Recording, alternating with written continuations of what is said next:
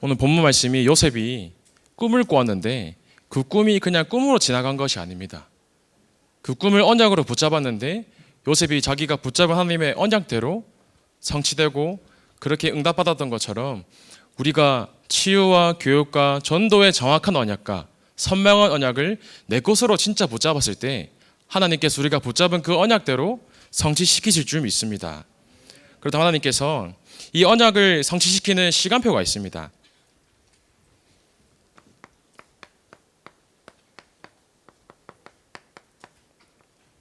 언약은 붙잡았는데 당장 내 앞에 응답이 없을 수도 있습니다. 그런데 눈에 보이는 것이 응답이 아닙니다.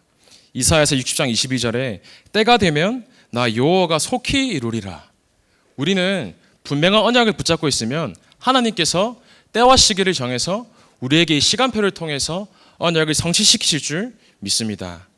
그렇다면 그 시간표를 기다리면서 우리는 바르게 가야 됩니다.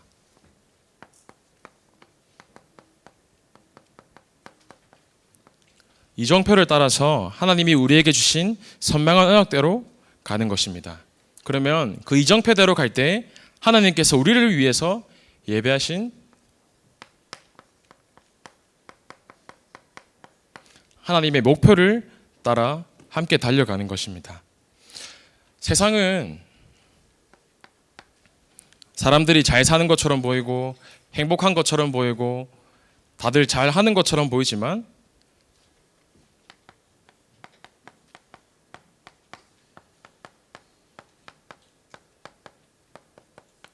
완전히 고통 속에서 사람들은 살아가는 게 아니라 점점점 죽어가고 있습니다. 왜 그런가 했을 때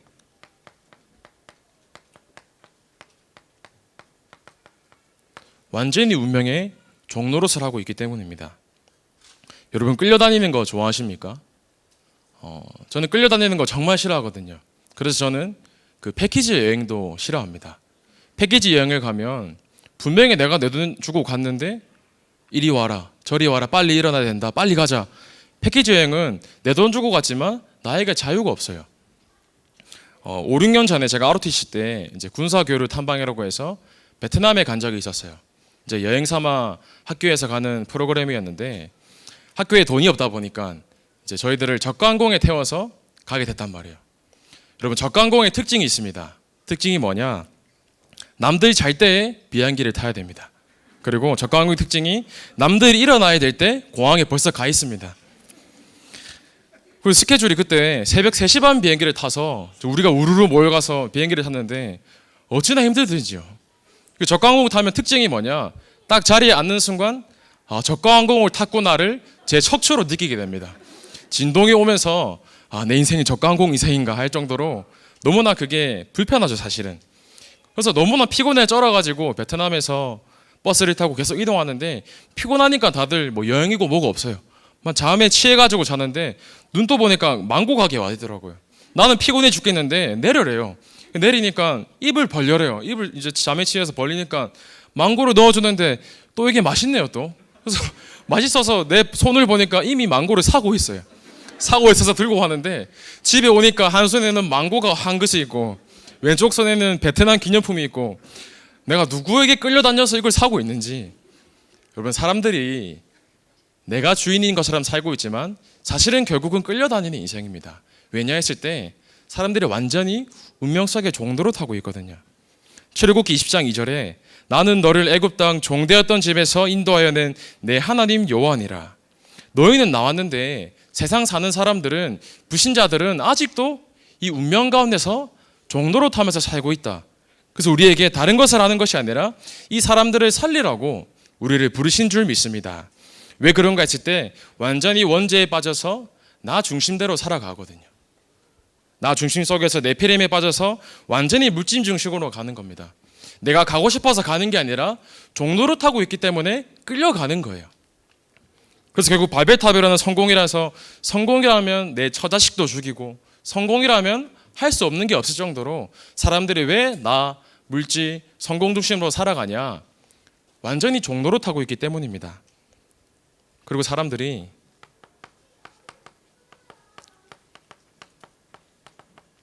완전 우상문화인 갈대아의 종이 되어 있습니다.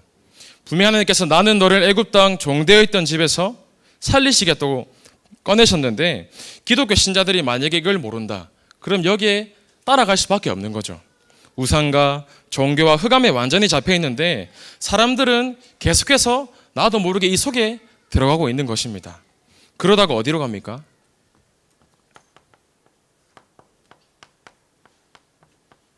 애굽의 종이 되는 것입니다. 하나님께서 여러분을 갈대아와 애굽에서 완전히 건지신 줄 믿습니다. 그러나 불신자들은 아직도 계속 세상을 살아가는데 죽을 맛인 거예요. 왜냐? 사단의 종도로 있기 때문입니다. 사단의 종이 되어서 바로같이 세상의 종이 되어서 노예로 계속 살아가는데, 사람들은 어마어마하게 좋은 집에 살고 남들이 부러워할 만한 차를 타고 다니는데 사실은 겉만 번지르르 하고 완전히 포장되어 있는 겁니다. 그 속은 사실은 죽어가고 있고 완전히 썩어 있는데 나를 포장하고 감추는 것입니다. 왜냐? 열심히 사는데 남기는 게 없고 남는 게 없어요. 왜 그런가 했을 때 신분이 종이거든요. 운명과 애굽에 완전히 종되어서 우리가 그 사람들처럼, 불신자들처럼 종로로 타며 살아야 되는데 하나님께서 완전히 여기서 우리를 부르신 줄 믿습니다. 그래서 우리는 죽을 맛을 느끼고 사는 것이 아니라 완전히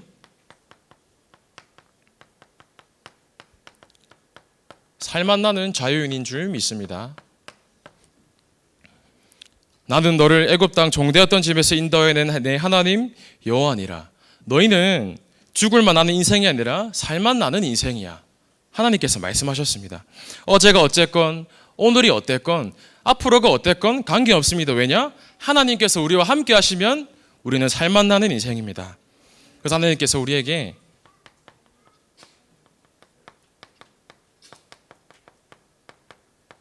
죽어가고 있는 것이 아니라 우리에게 완전히 새로운 생명을 주셨습니다. 이는 그리스도 예수 안에 있는 생명의 성령의 법이 죄와 사망의 법에서 너희를 해방하였습니다. 이걸 보고 파수꾼이라 합니다. 복음하죠. 우리에게 새로운 생명이 있기 때문에 우리가 10가지 재앙 속에서 완전히 죽을 수밖에 없는데 하나님께서 이 10가지 재앙에서 완전히 건져내신 것입니다. 우리의 힘으로는 빠져나올 수가 없는데, 우리의 힘으로는 불신자들처럼 종로를 타며 살아야 되는데 하나님께서 우리를 건지신 줄 믿습니다. 하나님께서 유월절에 피 언약을 허락하셨습니다. 예수 그리스도로 말미암아 유월절이 뭡니까? 넘어갔다는 것이죠. 넘어갔다는 것이 이 10가지 재앙에서 우리가 완전히 넘어선 것입니다. 내 과거, 내 수준이 어떻든 관계없습니다. 왜냐? 예수 그리스도께서 나와 함께 하시면 내 가정과 내 가문, 내 개인의 관계없이 하나님께서 구원하신 것입니다. 이번 어린이집에서 오늘도 확인을 했죠. 6월절에 대한 체험을 하는데 한 랩런트가 이런 말을 하더라고요.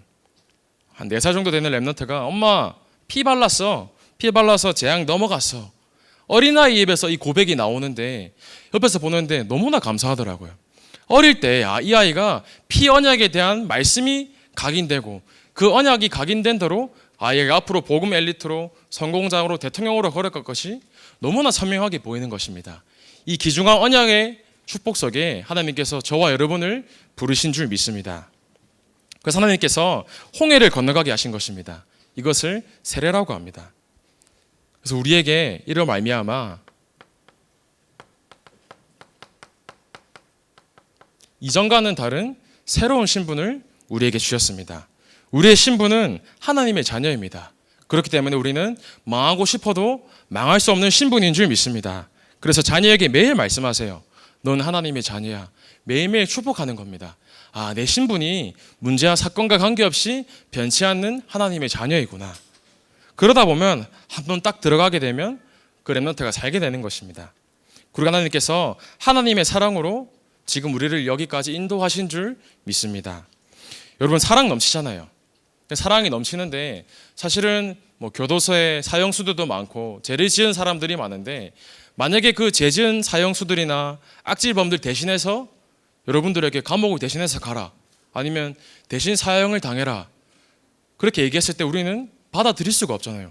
아니 내가 왜 아무 이유가 없는데, 그 사람들이 죄 지은 사람인데 그 사람들이 죄를 지었으니까 그 사람들이 형을 받아야지 할 건데, 하나님께서는 아무 조건도 없이 죄인인 우리를 위해서 이 땅에 오신 것입니다. 우리가 아직 죄인 되었을 때 그리스도께서 우리를 위하여 죽으심으로 자기에 대한 사랑을 확증하셨느니라. 하나님께서 우리가 죄인임에도 아무 조건 없이 우리를 하나님의 사랑으로 구원하신 줄 믿습니다. 그래서 우리가 지금 예배드리는 이 순간이 가장 복되고 소중한 시간인 줄 믿습니다. 왜냐, 하나님께서 우리에 대한 사랑을 확증하셨기 때문입니다. 그래서 우리에게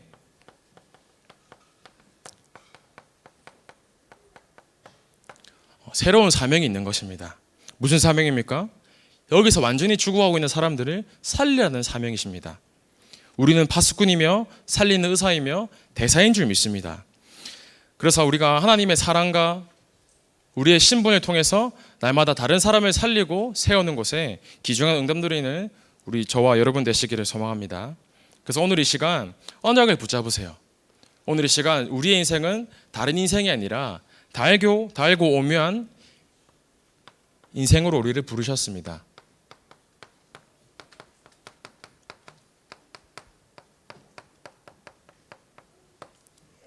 우리 인생이 얼마나 감사한지요. 그래서 오늘부터 인생 포럼을 하세요.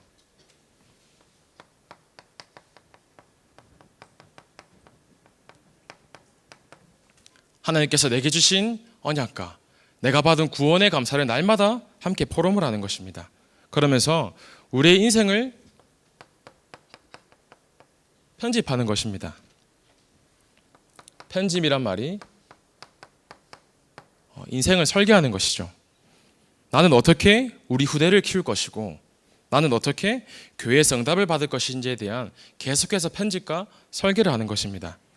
그때 하나님께서 우리에게 정확한 인생 작품을 주실 줄 믿습니다. 지역에서 어떻게 우리가 경기남부 지역 재앙을 막을 것인지, 또 우리 교회의 헌당을 통해서 앞으로 어떻게 내가 인생에서 하나님이 원하시는 응답을 체험해 나갈 것인지, 또 우리 후대들을 그냥 엘리트가 아니라 복음 엘리트로 성공자로 복음 대통령으로 어떻게 세워갈 것인지, 또 미래에 우리 237과 5천 종족과 미래의 교회를 우리가 어떻게 살릴지에 대한 답을 우리 교회 강단 말씀의 흐름 속에서 언약을 붙잡고 날마다 응답을 확인하시고 성취하시는 저 여러분 되시기를 소망합니다. 그래서 우리가 이 시간표 속에서 어떤 응답을 받아가야 될지 정확한 이정표가 이미 우리에게 허락되고 우리에게 성취되고 있습니다. 하나님께서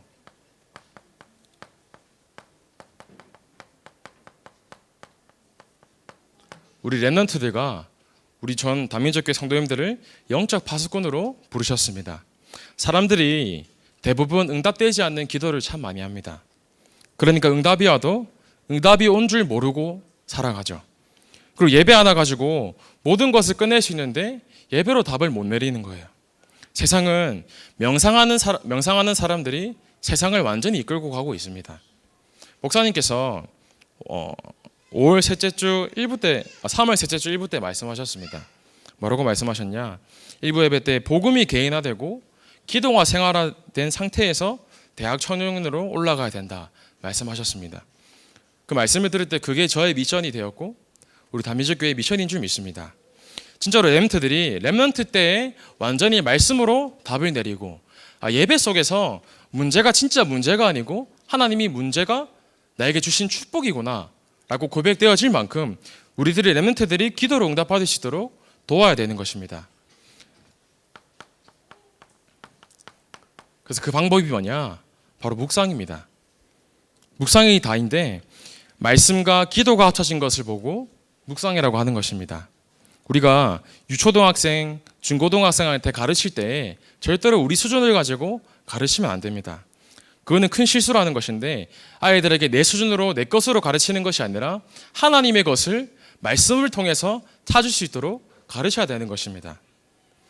된다 안 된다 이런 단어를 쓰는 수준이 아니라 할 수 있다 없다 이런 수준이 아니라 하나님의 뜻이면 가능하다, 하나님의 뜻이면 끝이다 라고 아이들이 깨닫게 하도록 그 방법이 바로 말씀과 기도를 붙잡는 묵상입니다. 진짜 묵상의 비밀과 묵상의 힘을 우리 렘트들이 체험할 때에 문제가 와도 문제가 아님을 고백하게 되는 것입니다.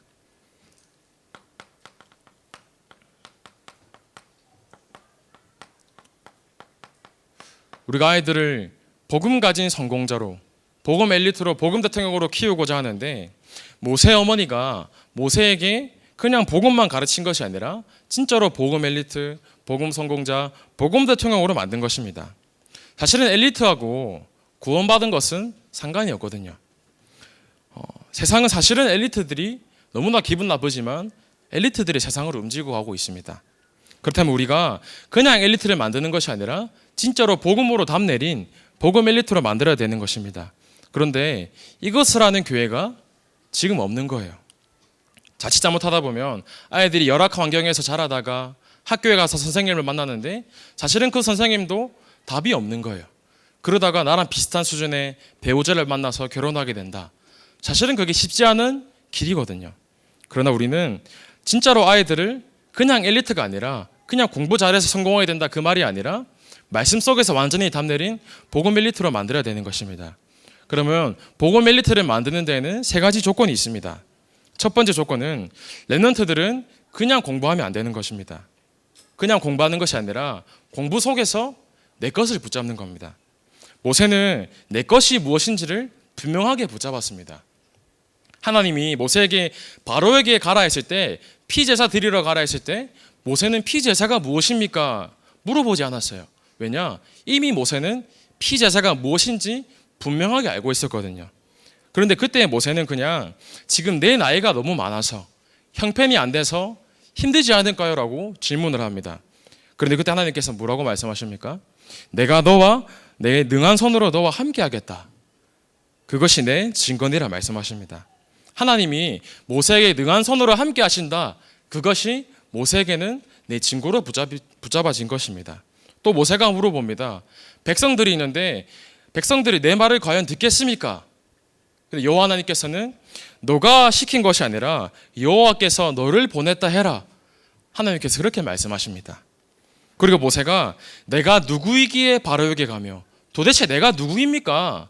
하나님께 질문하는 것입니다. 우리 같았으면 모세에게 아니 너 왕궁에서 많이 배웠잖아.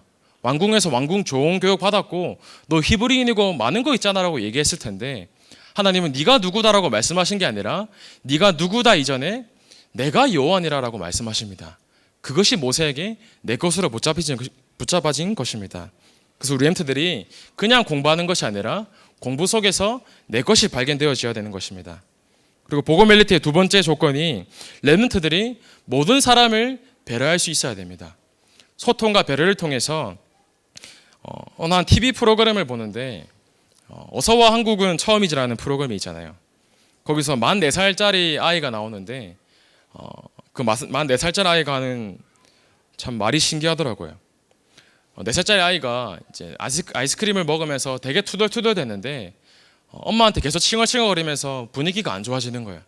그래서 우리 같으면 엄마가 너 가만히 있어 하고 장난치지 말고 가만히 있어라 얘기했을 텐데 가만히 기다리는 거예요. 그러다가 엄마가 이 아이에게 한번 심호흡을 깊게 해봐라 얘기를 하더라고요. 미국인이었는데 그래서 아이가 심호흡을 4살인데 따라 하더라고요. 그 심호흡을 하니까 마음이 진정되면서 엄마가 아이에게 생각할 수 있도록 질문을 던지더라고요. 뭐라고 질문을 던졌냐면 다른 사람을 대할 때 어떻게 해야 되는지 말해볼까? 라고 질문을 던집니다. 근데 거기에 4살짜리 아이가 뭐라고 대답하냐면 다른 사람을 대할 때 내가 대우받고 싶은 것처럼 다른 사람을 대해야 해요 라고 대답을 합니다. 이 아이가 나이가 많은 중학생, 대학생이 아니라 4살짜리 아이거든요. 우리가 그냥 아이들을 다그치는 것이 아니라 진짜로 다른 사람을 배려할 수 있도록 우리가 가르쳐야 될 줄 믿습니다. 그리고 복음 엘리트의 세 번째 조건이 물질을 그냥 쓰는 게 아니라 물질을 따라가는 것이 아니라 물질을 다스리도록 가르치는 것입니다. 어린아이들에게 실수하는 것이 있는데 돈 없다, 돈이 중요하다. 사실은 이게 어릴 때 잘못 들어가면 큰일 나는 것이거든요. 물질에 걸려 넘어지는 것이 아니라 진짜로 물질을 다스릴 수 있도록 만드는 것입니다. 그래서 이 세 가지 조건을 통해서 우리가 아이들을 진짜로 복음 가진 복음 엘리트로 세워가는 것입니다. 그래서 우리에게 세팅이 필요합니다. 어떤 세팅이냐? 다른 것이 아니라 하나님의 것으로 우리 렘터들을 세팅시켜야 되는 것입니다. 진짜로 절대 가능과 절대 불가능이 무엇인지. 절대 불가능이라는 것은 존재하거든요. 사람이기 때문에 불가능한데 하나님이 너희와 함께 하시면 절대 가능하다. 이것을 어릴 때 말씀을 통해서 각인시키는 것입니다. 강단 말씀과 나의 CBDIP가 무슨 관계가 있는지 아이들에게 말씀으로 답을 주는 거예요. 그래서 렘트들이 하고 있는 학업이 반드시 237과 치유와 서밋과 맞아야 되는데 네가 왜 공부를 하냐 했을 때 교회에서 허락하신 언약인 치유와 교육과 전도가 내 언약으로 붙잡아져서 치유 교육 전도를 가지고 237과 치유 서밋들을 살리러 너희를 세우신단다. 이 언약이 어릴 때 각인시키게 만드는 것입니다.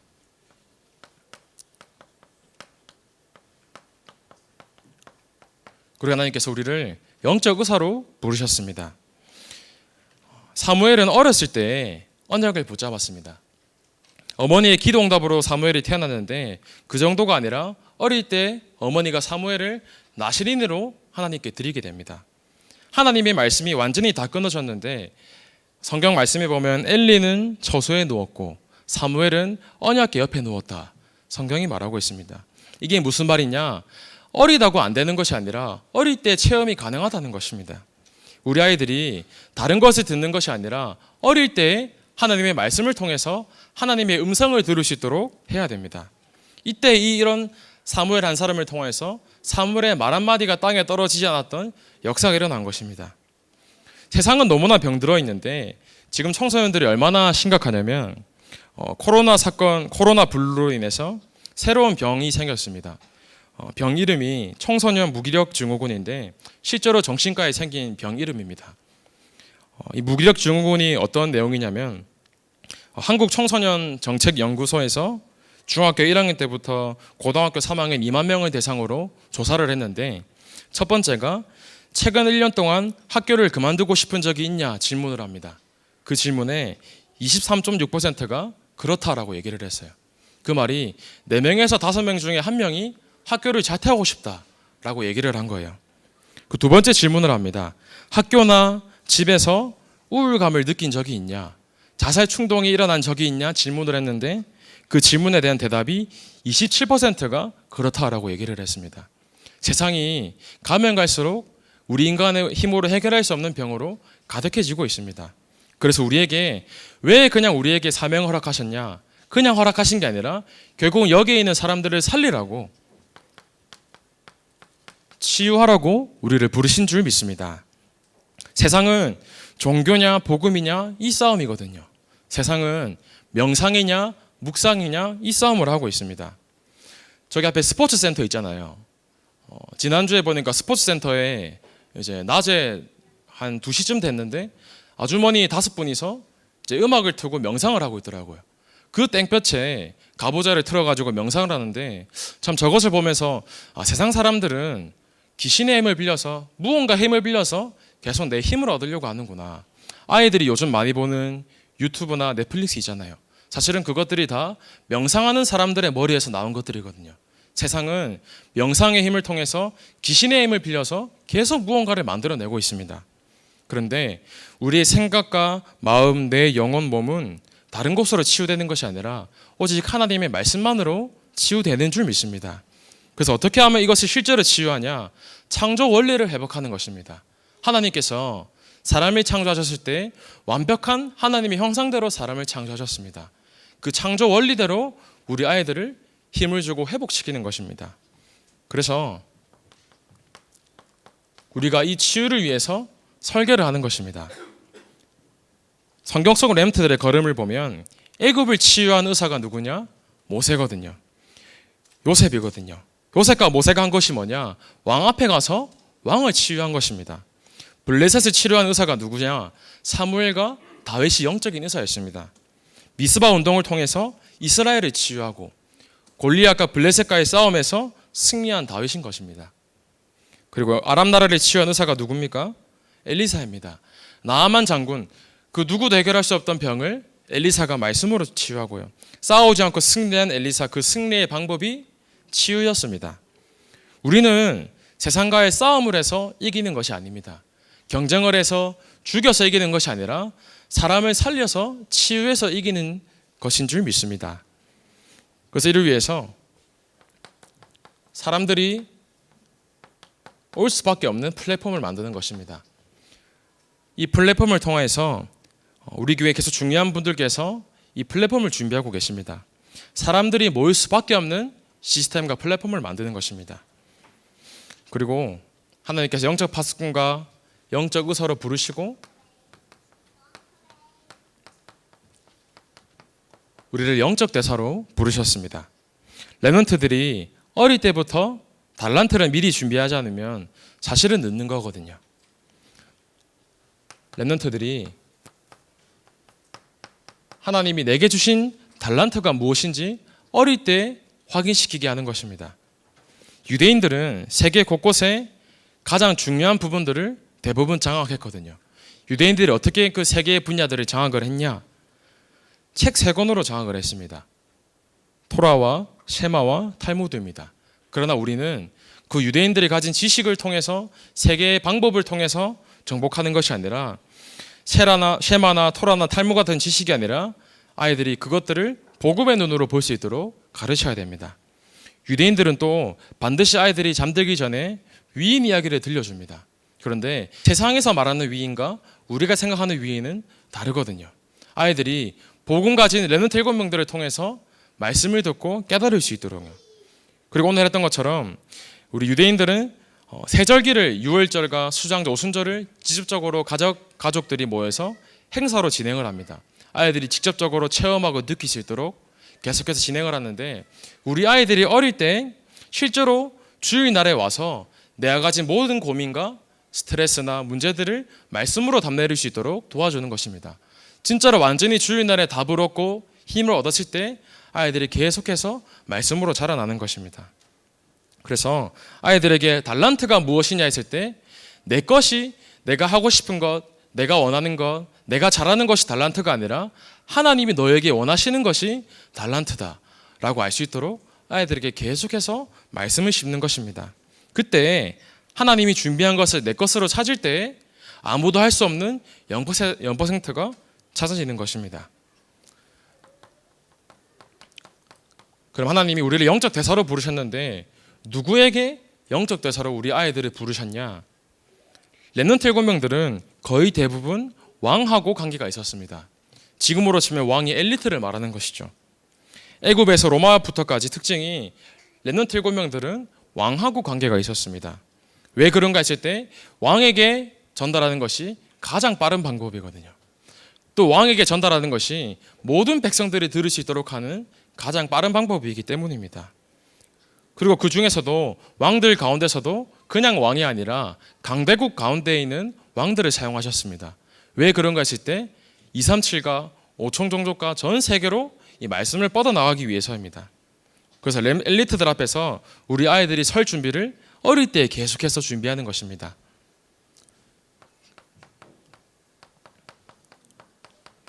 그때 나오는 것이 이 아웃소싱인 작품인 것이죠.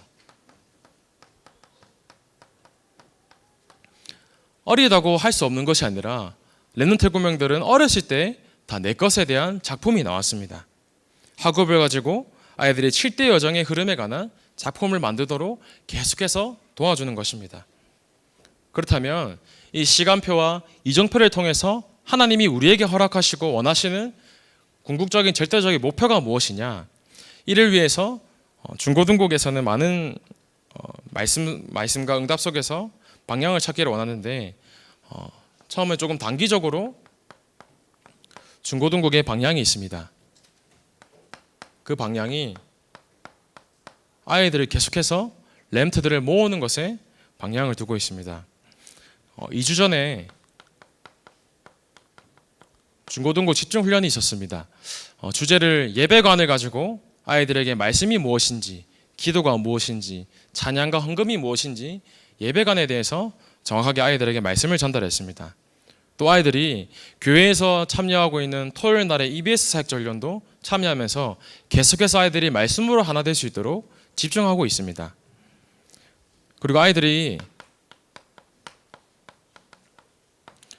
화요일 날의 찬양 기도를 통해서 어릴 때 진짜로 하나님 말씀 붙잡고 하나님께 찬양으로 부르짖고 찬양을 하면서 찬양만 하는 것이 아니라 기도를 할 수 없는 아이들은 언약 기도가 신분건세 기도를 적어줘서 그 기도문을 직접적으로 읽고 소리내서 내가 말한 기도를 내 귀로 들어가면서 기도할 수 있도록 돕고 있습니다. 그리고 다음 달 이번 여름에 유초등국은 영유치국은 성경학교로 진행되는데 우리 아이들이 여름 때 집중 훈련을 계획하고 있습니다.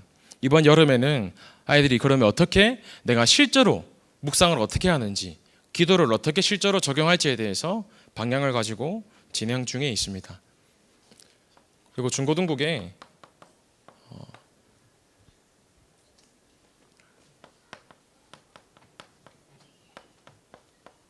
단계를 넘어서 중기적인 목표가 있습니다. 아이들이 지금 계속해서 올해 2월 달부터 학업 캠프를 진행하고 있습니다. 방학 때만 진행하는 것이 아니라 평일에도 연결이 돼서 계속 학업 캠프를 진행하고 있는데 그냥 공부하는 것이 아니라 아이들이 기도 속에서 영적인 힘을 가지고 공부할 수 있도록 돕고 있습니다. 그래서 이 학업 캠프를 통해서 여러 가지의 문들이 열리고 있는데 이제 이 학업 캠프가 조금씩 다져 나오고 있는 중인데 고등학교 1학년 한 아이가 있었어요. 그 아이가 있는데 부모님이 이제 어머니가 교회 가는 것을 반대하는 아이였는데 이제 코로나가 심하니까 교회는 위험하니까 교회를 가지 마라 이렇게 어머니가 계속 얘기한 거예요. 그래서 현장에서만 예배를 드리고 있다가 아이가 고등학교 1학년이 되니까 학업에 대한 고민이 많아지는 거예요. 그래서 학업에 대한 고민이 계속해서 늘어나니까 어머니가 보기에 교회에서 이제 학업 캠프가 진행되니까 그러면 그 교회 너 공부 고민이 있으니까 학업 캠프에 참여해라 라고 말하면서 교회까지도 등록될 수 있도록 계속해서 아이들이 그냥 공부로 끝내는 것이 아니라 공부와 함께 말씀과 기도가 내게 힘이 되어서 이 캠프를 통해서 아이들이 공부가 성공의 목적이 아니라 하나님이 우리 아이들에게 원하시는 것이 무엇인지 발견될 수 있도록 계속해서 돕고 있습니다. 그리고 이제 좀 방학이 한 달 정도 남았는데 방학이 되면 좀 짧게 단기적으로 이 스쿨들을 운영하려고 합니다. 진로 스쿨이나 달란트 스쿨, 기도 스쿨, 비전 스쿨 같은 이 스쿨들을 통해서 아이들이 정확하게 달란트를 찾고 말씀을 실제로 내 삶 속에서 적용할 수 있도록 계속해서 도와주려고 합니다.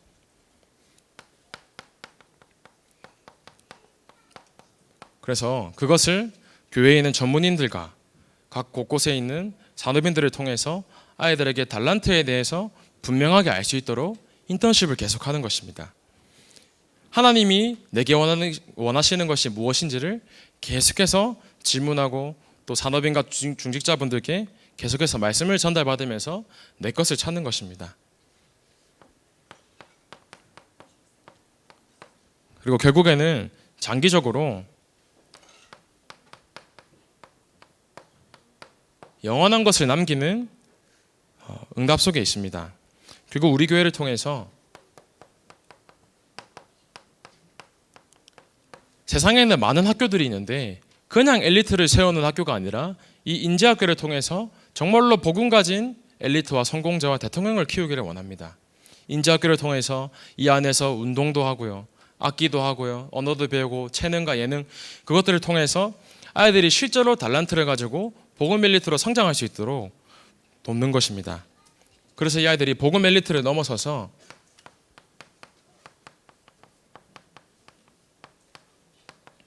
한 분야를 정확하게 살리는 복음 대통령으로 키워가는 것입니다.